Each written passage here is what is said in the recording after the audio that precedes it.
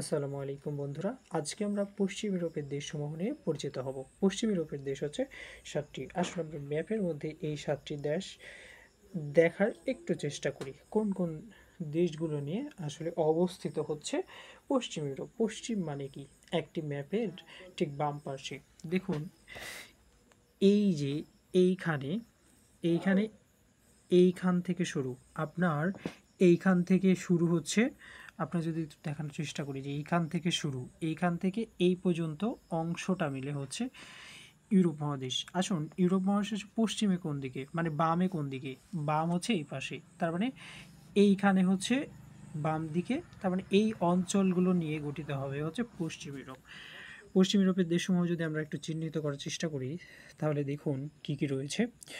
এইখানে রয়েছে হচ্ছে যুক্তরাজ্য, ঠিক তার পাশে রয়েছে হচ্ছে দক্ষিণ আয়ারল্যান্ড, ঠিক আছে, আয়ারল্যান্ড রয়েছে।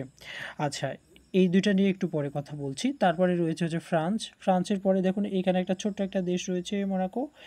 মোনাকোর পরে দেখুন ওপরে রয়েছে লুক্সেমবার্গ, তারপরে বেলজিয়াম। তাহলে মোট কয়টি হলো? মোনাকো, ফ্রান্স, লুক্সেমবার্গ, বেলজিয়াম, এখানে নেদারল্যান্ড, এখানে যুক্তরাজ্য, এখানে আয়ারল্যান্ড। এই হচ্ছে 7টি দেশ। আসুন যুক্তরাজ্য নিয়ে একটু নতুন তথ্য জানার চেষ্টা করি। যুক্তরাজ্য, এই যে দেখতে পাচ্ছেন, এই অঞ্চলটার নাম হচ্ছে যুক্তরাজ্য। আসলে যুক্তরাজ্য এবং গ্রেট ব্রিটেনের মধ্যে পার্থক্য কী, সেই জিনিসটা আমরা দেখব। বা ইংল্যান্ডই কাকে বলা হয়?